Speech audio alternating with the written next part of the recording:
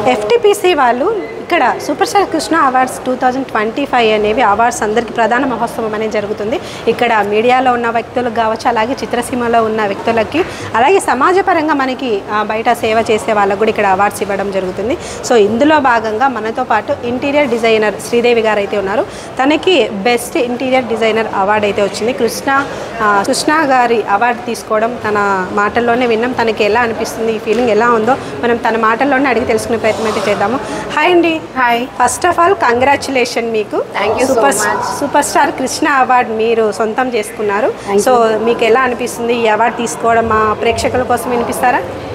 ఈ ప్రతిష్టాత్మకమైన అవార్డును నాకు ఇచ్చినందుకు నేను హ్యాపీగా ఫీల్ అవుతున్నా. FTPC వారికి నా ప్రత్యేక ధన్యవాదాలు. కేవలం సినిమా రంగాల వారికే కాకుండా ఇతర రంగాల్లో వారికి కూడా ఇస్తున్నందుకు కృష్ణ గారి ఫ్యామిలీకి, కృష్ణ గారికి, అందరికీ నా ధన్యవాదాలు. ఓకే, ఇప్పుడు మీడియాలో కాకుండా మన బయట సమాజంలో సేవ చేసే వాళ్ళకు కూడా ఇక్కడ అవార్డ్స్ ప్రధాన మహోత్సవం అనేది జరుగుతుంది. దీని మీద మీ అభిప్రాయం ఏంటి?